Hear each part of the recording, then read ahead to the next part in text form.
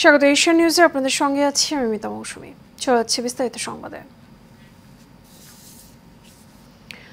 যুক্তরাষ্ট্রে অর্থ দফতরের সহকারী আন্ডার সেক্রেটারি ব্র্যান্ট নেইমারের নেতৃত্বে উচ্চ পর্যায়ের 5 সদস্যের একটি প্রতিনিধি দল ঢাকায় এসেছেন। বিকেলে ঢাকায় আসবেন মার্কিন পররাষ্ট্র দপ্তরের দক্ষিণ এবং মধ্য এশিয়া বিষয়ক অ্যাসিস্ট্যান্ট সেক্রেটারি ডোনাল্ড লো। দিল্লি সফর শেষে ঢাকায় আসবেন তিনি। অন্তর্বর্তী সরকার দায়িত্ব নেওয়ার পর যুক্তরাষ্ট্রের কোনো প্রতিনিধি দলের এটাই প্রথম ঢাকা সফর। বাংলাদেশের সঙ্গে অর্থনৈতিক এবং উন্নয়নমূলক সম্পর্ক জোরদারে গুরুত্ব দেবে ওয়াশিংটন। এছাড়া বাংলাদেশের বর্তমান সংকট উত্তরণের চাহিদাগুলো জানতে চাইবে প্রতিনিধি দল। একই সঙ্গে বিষয়গুলোতে সামনের দিকে কিভাবে সহযোগিতা করা যায় তা নিয়েও আলোচনা হবে। যুক্তরাষ্ট্রের প্রতিনিধি দলের সদস্যরা অন্তর্বর্তী সরকারের প্রধান উপদেষ্টা ডক্টর মোহাম্মদ ইউনূস, পররাষ্ট্র উপদেষ্টা মোহাম্মদ তৌহিদ হোসেন সহ একাধিক উপদেষ্টার সঙ্গে সৌজন্য সাক্ষাৎ করবেন।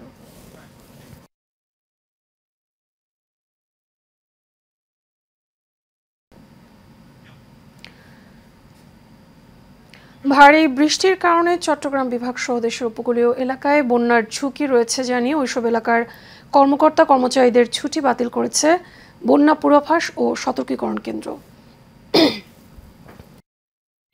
আবহাওয়া অধিদপ্তরের সর্বশেষ পূর্বাভাসে চট্টগ্রাম, কক্সবাজার, মোংলা এবং পায়রা সমুদ্র বন্দরকে 3 নম্বর স্থানীয় সতর্কতার সংকেত দেখাতে বলা হয়েছে।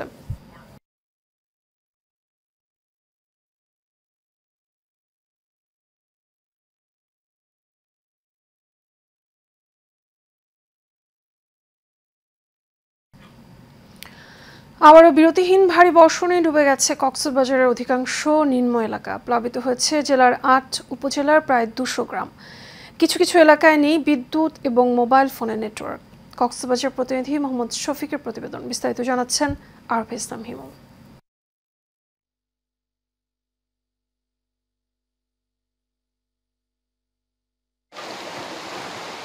টানা ভারী বৃষ্টির কারণে কক্সবাজার শহরের প্রধান প্রধান সড়ক সহ অফিস, আদালত এবং ব্যবসা প্রতিষ্ঠানে বৃষ্টির পানি জমে আছে। এছাড়া হাজারো বাড়িঘর পানিতে তলিয়ে গেছে। সড়কের দুপাশের 5 শতাধিক হোটেল, গেস্ট হাউসে যাতায়াতের অভ্যন্তরীণ 10টি উপসড়কও প্লাবিত হয়েছে। এতে হোটেলে অন্তত 25,000 পর্যটক আটকা পড়েন। চকরিয়া, পেকুয়া, কুতুবদিয়া, রামু, উখিয়া, টেকনাফ, ঈদগাহ সহ কক্সবাজার সদরের নিম্নাঞ্চলের পানি বৃদ্ধি পাওয়ায় নতুন করে বিভিন্ন গ্রাম প্লাবিত হয়ে ইতোমধ্যে 8 উপজেলার লক্ষাধিক মানুষ পানিবন্দী হয়ে পড়েছে। এছাড়া বাকখালী এবং মাতামুহুরী নদীর পানি বিপদসীমার ওপর দিয়ে প্রবাহিত হচ্ছে। মানুষজন চলে আসছে। হ্যাঁ, মানুষজন চলে আসে না, এই যে বিভিন্ন জায়গায় যাচ্ছে, ওরা আসছে যে। আপনি যাত্রী নিয়ে আসছেন? হ্যাঁ, আমি যাত্রী নিয়ে আসছি। সিন্নারার জন্য সদর আসছিলাম গতকালকে, ওখানে অবরোধ চলার কারণে মারতে পারছি না। আমার এখানে একটা সমিতি ভাড়া। এদিকে পাহাড় ধস এবং বন্যার আশঙ্কা রয়েছে জানিয়ে সতর্ক বার্তা দিয়েছে আবহাওয়া অধিদপ্তর। মিজান ভাইয়ের একদম স্ত্রী এবং 2টা কন্যা সন্তান, ওরা দুজন একদম স্পট ডেট হয়েছে। আনুমানিক রাত 2টার দিকে হঠাৎ করে পাহাড় ধসে পড়ে। আমরা একটা আওয়াজ শুনতে পাই, তখন আমরা ঘুমন্ত ছিলাম। এলাকার মানুষ যখন চেঁচামেচি করে তখন আমরা ছুটে আসি। বৃষ্টির পর জলাবদ্ধতায় বিপর্যস্ত হয়ে পড়েছে কক্সবাজারের জনজীবন। ভারী বর্ষণে শহরের মানুষের কর্মজীবন অনেকটাই থমকে আছে। আরভি ইসলাম হিমু, এশিয়ান টেলিভিশন। দর্শক, কক্সবাজার থেকে বিষয়ে আরও খবর জানাতে আমাদের সঙ্গে সরাসরি যোগ দিচ্ছেন সহকর্মী মোহাম্মদ শফিক।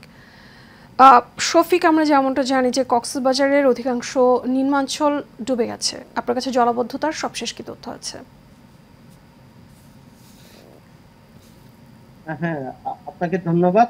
আপনি যেমনটি চেয়েছেন, আসলে কক্সবাজারের টানা যে 3 দিনের ভারী বর্ষণে কক্সবাজারের প্রায় 9টি উপজেলার সবকটি নিম্নাঞ্চল কিন্তু আপনার প্লাবিত হয়েছে। আমাদের কাছে যে খবর আছে, এ পর্যন্ত প্রায় 1.5 লক্ষ মানুষ কিন্তু পানিবন্দী হয়েছে এবং প্রায় 200 গ্রাম পানিতে কিন্তু তলিয়ে গেছে। এছাড়াও এতে কিন্তু গতকাল পর্যন্ত 2টি পরিবারের প্রায় পাহাড় ধসে 6 জনের মৃত্যু সহ এবং সাগরের ট্রলার ডুবিতে 2 জন সহ প্রায় 8 জন কিন্তু মৃত খবর তবে গতকাল এখন পর্যন্ত আমাদের অনেক এলাকা থেকে কিন্তু শুরু করেছে এবং কিন্তু নাম নিয়ে কিন্তু এ পর্যন্ত কিন্তু মানুষের মধ্যে যে কিন্তু এখনো দুর্ভোগ কিন্তু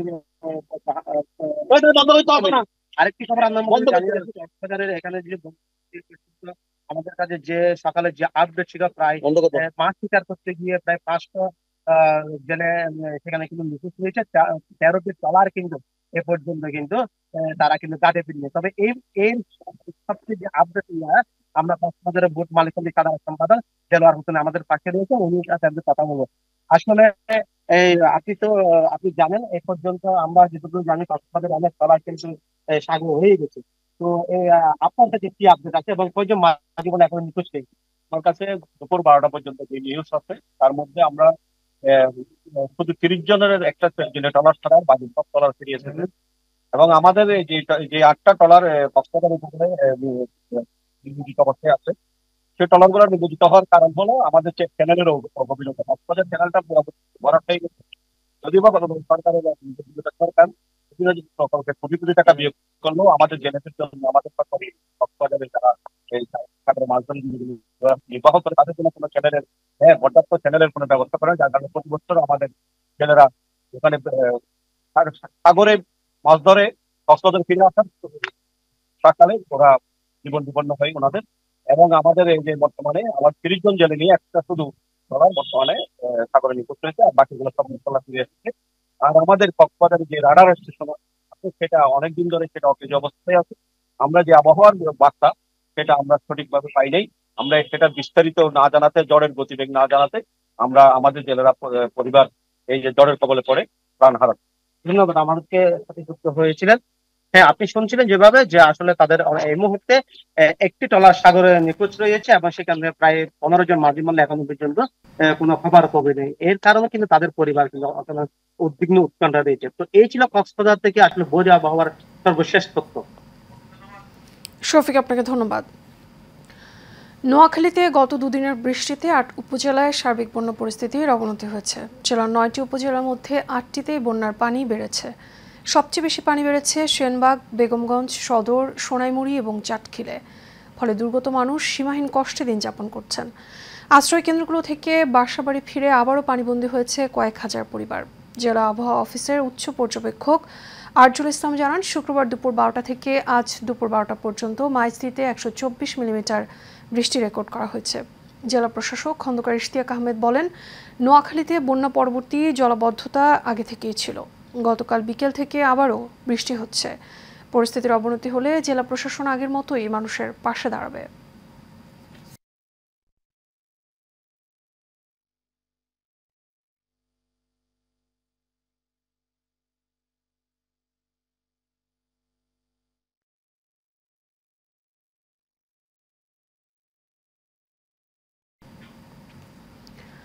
সাবেক স্বরাষ্ট্রমন্ত্রী আসাদুজ্জামান খানের ছেলে শাফি মোদাসির খান জ্যোতিকে গ্রেপ্তার করা হয়েছে। বিষয়টি গণমাধ্যমকে নিশ্চিত করেছেন ঢাকা জেলা পুলিশ সুপার আহমেদ মুঈদ। মধ্যরাতে ঢাকার আশুলিয়া থানার একটি মামলায় তাকে গ্রেফতার করা হয়। এসপি আহমেদ মুঈদ বলেন, ঢাকা জেলার আশুলিয়া থানায় দায়ের করা একটি মামলায় সাবেক স্বরাষ্ট্রমন্ত্রী আসাদুজ্জামান খান কামালের ছেলে শাফি মোদাসির খান জ্যোতিকে শুক্রবার রাত 3:30টার দিকে গ্রেফতার করা হয়েছে। দেশে কালো আইন নামে পরিচিত সব আইন বাতিল করে এর সাথে জড়িতদের দৃষ্টান্তমূলক শাস্তির দাবি জানিয়েছেন ভুক্তভোগীরা। বিগত সরকারের 15 বছরের শাসনামলে অত্যাচার আর নির্যাতনের শিকার ব্যক্তিরা এসব দাবি জানায়। একই সাথে সংবিধান সংশোধন নয়, পরিবর্তনের আহ্বানও জানান কেউ কেউ। বাংলাদেশ পলিসি ডিসক্লোজার বিপিডি আয়োজিত এক মতবিনিময় সভায় এসব কথা বলেন তারা। কাস্টমার রিপোর্টে বিস্তারিত। খোঁজার জন্য বাসায় যান এবং বাসা থেকে আমার বাবাকে তুলে নেন। আমার বাবাকে তুলে নিয়ে তারা ক্ষান্ত হয়নি। সেখান থেকে আমার শ্বশুর বাড়ি পিরোজপুরে আমার স্ত্রীকে সদ্য বিবাহিত 2 মাস পূর্বে তার সাথে আমার বিবাহ হয়েছে, তাকে তুলে নেওয়া হয়। তালিম হাসিনা জুলুমের বিরুদ্ধে কথা বলার কারণে র্যাব তাকে তার বাসা থেকে রাত্রেবেলায় তুলে নেয় এবং তাকে অস্ত্রশস্ত্র সহ তারকে ঘিরে ধরে বলে যে কে তোমাকে হাসিনার বিরুদ্ধে এবং খিলাফার পক্ষে কথা বলতে শিখিয়েছে। নির্মম নির্যাতনের ভয়াবহতা বলছিলেন আওয়ামী লীগের শাসনামলে বিগত 15 বছরের যারা অজানা কারণে জেল জুলুমের শিকার হয়েছেন, অনেকে আবার অত্যাচার সহ্য করেছেন শুধুমাত্র সরকারের সমালোচনা করায়। আইন কখনো কালো হয় না, আইন তো আইনই। আইনটা যখন প্রয়োগ করে সেই মানুষগুলো হলো কালো, বিচার যারা করে সেই বিচারকরা হলো কালো, যেই সরকার ক্ষমতায় থাকে সেই সরকার হলো কালো। গ্লোবাল পলিটিশিয়ান আমেরিকা, ব্রিটেন, তারা অ্যাকচুয়ালি বা ভারত আমাদেরকে কিভাবে দেখে? আমাদেরকে কি তারা বাঙালি হিসেবে দেখে?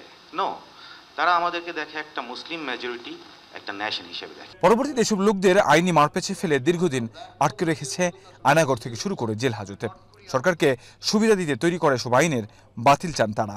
আমাদের পুলিশ ভাইরা দাস মানে কৃতদাস হয়েছেন বললেই কি আমাকে ধরে নিয়ে আসতে হবে? আরে ভাই, আমি তো পড়াশোনা করে হয়েছি, আমি তো মানুষের পেটে জন্মেছি, কুকুরের পেটে তো জন্মাই নাই আমি। আমাকে বললে আমি ধরে নিয়ে আসবো? একজন মেজর, একজন টিচার ধরে নিয়ে আসবো? আমরা একটা টক শো করলে আমাকে যদি না পায়, আমার ওয়াইফকে ফোন করে তুই তাই করে গালিগালাজ করে অসভ্য ভাষায় কথা বলে, আর যেন না দেখি, কোনোদিন যেন প্রেস ক্লাবে না দেখি, নানান কথাবার্তা, সারাদিন বসায় রাখা, টর্চারিং করা, এইগুলো কোনো মানে হয় আসলে? যারা চায় যে সরকারের যেই দুর্নীতি, সরকারের যেই করাপশন বা জনগণের উপর তার যে আসলে জুলুম নির্যাতন, এইগুলোর বিরুদ্ধে তারা কথা বলতে চায়। সো এই কথাগুলো যেন সারফেসে না আসে, এই কথাগুলো যেন সোসাইটিতে এগুলো নিয়ে ডিসকাশন না হয়, এইগুলোকে নিয়ন্ত্রণ করার জন্যই মূলত আসলে এই ব্ল্যাক লগুলো আসলে আনা হয় আর কি। অনেকে আবার বাতিল নয় দাবি জানান সংবিধান পরিবর্তন করার। একই সাথে সরকারের দালালদের বিচারের আওতায় আনার দাবি জানান আগত বক্তারা।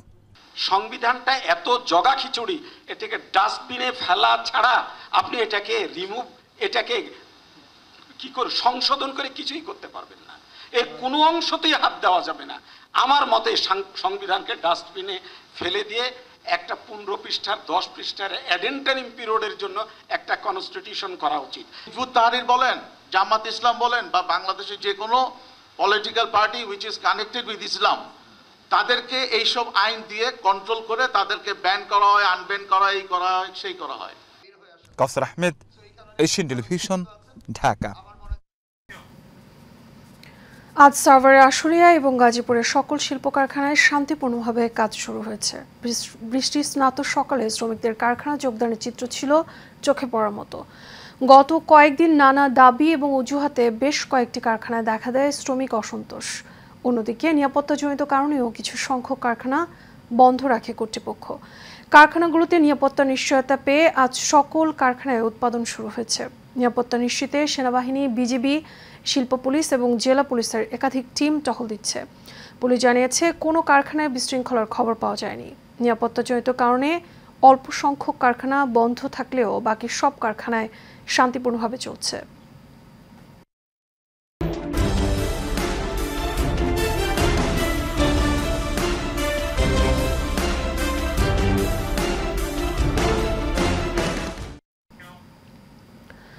গোপালগঞ্জে বিএনপির গাড়ি বহরে হামলায় স্বেচ্ছাসেবক দলের 2 নেতা নিহত হয়েছেন এবং সময় টিভির চিত্র সাংবাদিক এইচ.এম. মানিক সহ আহত হয়েছেন অন্তত 30 জন। জেলা সদরে ঘোনাপাড়া এলাকায় ঘটনা ঘটে। নিহতরা হলেন স্বেচ্ছাসেবক দলের নেতা শওকত আলী দিদার এবং মহানগর স্বেচ্ছাসেবক দলের নেতা লিটন। এর মধ্যে নিহত শওকত আলী দিদার বাংলাদেশ ক্রিকেট বোর্ডের আম্পায়ার এবং বাংলাদেশ জাতীয়তাবাদী স্বেচ্ছাসেবক দলের কেন্দ্রীয় নেতা ছিলেন। স্থানীয় আওয়ামী লীগের নেতাকর্মীরা এই হামলা চালিয়েছে বলে অভিযোগ বিএনপি নেতাকর্মীদের। নিহতের বিষয়টি নিশ্চিত করেছেন গোপালগঞ্জ সদর থানার ভারপ্রাপ্ত কর্মকর্তা ওসি মোহাম্মদ আনিসুর রহমান এবং বিএনপির কেন্দ্রীয় নেতা সেলিমুজ্জামান সেলিম।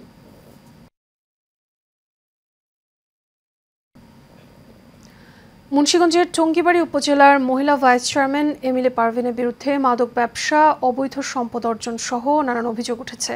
এলাকায় চাঁদাবাজি, জমি দখল, নিরীহ মানুষের উপর হামলা, মিথ্যা মামলা দিয়ে হয়রানি সহ তার দাপটে কোণঠাসা ছিল স্থানীয়রা। স্বৈরাচারী আওয়ামী লীগ সরকার পতনের পরও তার বিরুদ্ধে কথা বলার সাহস পান না ভুক্তভোগীরা। ফরিদ আহমেদ নয়নের তথ্য ছবিতে আরও জানাচ্ছেন মাজহারুল আমিন শুভ। সংঘবদ্ধ ইয়াবাসেবী এই নারীর নাম এমিলি পারভিন। তিনি মুন্সিগঞ্জের টঙ্গীবাড়ি উপজেলার মহিলা ভাইস চেয়ারম্যান। টঙ্গীবাড়ি মূর্তিমান আতঙ্ক এই নারীর বিরুদ্ধে শুধু ইয়াবা সেবনই নয়, রয়েছে মাদক ব্যবসার অভিযোগও। এমনকি দেহ ব্যবসার সঙ্গেও জড়িত থাকার অভিযোগ রয়েছে এই মহিলা ভাইস চেয়ারম্যানের বিরুদ্ধে। এক ভিডিওতে একাধিক পুরুষের সঙ্গে একটি কক্ষে অনৈতিক সম্পর্কে জড়ানোর প্রমাণ মেলে এই নারীর। এছাড়া বিভিন্ন নারীদের দেহ ব্যবসা এবং বিকৃত যৌনাচারের প্রমাণও মিলেছে তার বিরুদ্ধে। অভিযোগ রয়েছে মন্ত্রী, এমপি এমনকি বিভিন্ন সরকারি কর্মকর্তা ও প্রভাবশালীদের নারীর প্রলোভন দেখিয়ে ফাঁদে ফেলে স্বার্থ হাসিল করতেন এমিলি পারভিন। বাগিয়ে নেন উপজেলা মহিলা ভাইস চেয়ারম্যানের পদও। পরিবারের বিভিন্ন সদস্যের নামে কোম্পানি খুলে ব্যাংকের টাকা লুটের ঘটনায় জড়িত তিনি। এছাড়া অবৈধ হুন্ডি ব্যবসা, বিদেশে টাকা পাচার সহ বিস্তর অভিযোগ তার বিরুদ্ধে। নারী ও মাদক ব্যবসা করে গড়েছেন সম্পদের পাহাড়। নিজ এলাকায় গড়ে তুলেছেন মাদকের বিশাল সাম্রাজ্য, গড়েছেন কিশোর গ্যাংও। এছাড়া ত্রাসের রাজত্ব কায়েমে এলাকায় চাঁদাবাজি, জমি দখল, নিরীহ মানুষের উপর হামলা, মিথ্যা মামলা দিয়ে হয়রানি সহ বিস্তর অভিযোগ এমিলি পারভিনের বিরুদ্ধে। স্থানীয়দের কাছে তিনি দ্বিতীয় পাপিয়া হিসেবেই পরিচিত। তার ক্ষমতার দাপটে বেপরোয়া ছিল ছেলে মেয়ে সহ পরিবারের সদস্যরাও। ক্যামেরার সামনে কথা না বললেও স্থানীয়রা জানান, আওয়ামী লীগের এই মহিলা ভাইস চেয়ারম্যান এলাকায় মাদকের সাম্রাজ্য গড়ে তোলেন। তার এই বিশাল সাম্রাজ্য দেখাশোনা করেন ছেলে হৃদয়। বেশ কয়েক বছর আগে রাজধানীর বাড্ডা থানায় মাদকসহ গ্রেপ্তারও হন তিনি। এসব অভিযোগের বিষয়ে জানতে একাধিকবার মুঠোফোনে যোগাযোগের চেষ্টা করেও তাকে পাওয়া যায়নি। মাজহারুল আমিন শুভ, এশিয়ান টেলিভিশন। আদালতের নির্দেশে 4 মাস পর কুমিল্লার গুণবতী এলাকার রাজবল্লভপুরে কবরস্থান থেকে এক নারীর লাশ উত্তোলন করা হয়েছে। এক্সিকিউটিভ ম্যাজিস্ট্রেট এবং সহকারী কমিশনার জাকিয়া সারোয়ার লিমার উপস্থিতিতে কবর থেকে ওই নারীর লাশ উঠিয়ে ফরেনসিকে পাঠানো হয়। এর আগে দাফনের 7 দিন পর বাড়ি ফিরলেন নিখোঁজ তরুণী রোকসানা আক্তার, এমন সংবাদ প্রকাশ করে এশিয়ান টেলিভিশন। এ নিয়ে চাঞ্চল্য সৃষ্টি হয়। বিষয়টি নজরে আনলে আদালত লাশ উত্তোলনের নির্দেশ দেন। ভবিষ্যতে বাংলাদেশে চীনের বিনিয়োগ অব্যাহত থাকবে বলে জানিয়েছেন ঢাকায় নিযুক্ত চীনের রাষ্ট্রদূত ইয়াও ওয়েন। বৃহস্পতিবার ঢাকায় এক চুক্তি স্বাক্ষর অনুষ্ঠানে কথা বলেন তিনি। রাষ্ট্রদূত বলেন, বর্তমানে সারা বিশ্বে নবায়নযোগ্য শক্তির বিপ্লব চলছে। ক্রমশ জীবাশ্ম জ্বালানির পরিবর্তে সোলার, ফটোভোল্টাইক এবং বায়ুচালিত শক্তির মতো নবায়নযোগ্য শক্তির প্রতি আগ্রহ বাড়ছে। অনুষ্ঠানে উপস্থিত ছিলেন ওয়ালটন ডিজিটেক ইন্ডাস্ট্রিজ লিমিটেডের ব্যবস্থাপনা পরিচালক এস.এম. মঞ্জুর আলম অভি, গ্রামীণফোনের টেকনোলজি ডিভিশনের টাওয়ার ইনফ্রার পরিচালক এবং প্রধান মোহাম্মদ আব্দুর রায়হান সহ অন্যান্যরা।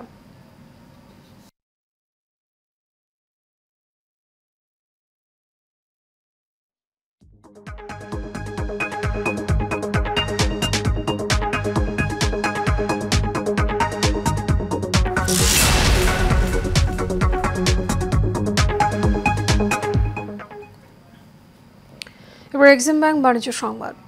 চলতি মাসের 11 দিনে দৈনিক গড়ে রেমিটেন্স এসেছে $9.49 কোটি। আগের বছরে একই সময়ের তুলনায় প্রায় দ্বিগুণ রেমিটেন্স এসেছে। এখন পর্যন্ত একক কোনো মাসে সর্বোচ্চ $260 কোটি রেকর্ড হয়েছে 2020 সালের জুলাই মাসে। পুরো মাসে এ ধারা বজায় থাকলে সেপ্টেম্বরে $284 কোটি উপরে গিয়ে ঠেকতে পারে। সরকার পতনের পর গত অগস্টে ব্যাংকিং চ্যানেলে $222 কোটি রেমিটেন্স এসেছিল। শিক্ষার্থীদের আন্দোলনকে কেন্দ্র করে জুলাই রেমিটেন্স কমে $191 কোটি নেমেছিল। এদিকে রেমিটেন্স বাড়লেও এশিয়ান ক্লিয়ারিং ইউনিয়নে জুলাই আগস্টের $137 কোটি পরিশোধের পর রিজার্ভ কমে $20 বিলিয়ন নিচে নেমেছে। বুধবার রিজার্ভ দাঁড়িয়েছে $19.44 বিলিয়ন। এর সাথে শেষ খবর এশিয়ান নিউজ। আগে বিআরবি কেবল ইন্ডাস্ট্রিজ লিমিটেড সংবাদ শিরোনামগুলো জানাবো আরও একবার।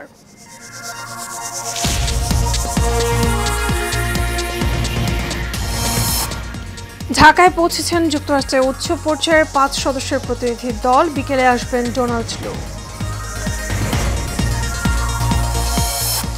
রাজধানী সহ দেশে বিভিন্ন স্থানে গুঁড়ি গুঁড়ি বৃষ্টি। সমুদ্র বন্দরের 3 নম্বর সতর্ক সংকেত। কক্সবাজার প্লাবিত বেশিরভাগ এলাকা। সাগরে ঝড়ের কবলে পড়ে কক্সবাজার নোয়াখালীতে অর্ধশত ট্রলার ডুবি, নিখোঁজ শতাধিক, 2 জনের মরদেহ উদ্ধার। এবং সকাল থেকে আবারও খুলল আশুলিয়া গাজীপুরের পোশাক কারখানা। শিল্পাঞ্চলে ফিরল কর্মচাঞ্চল্য।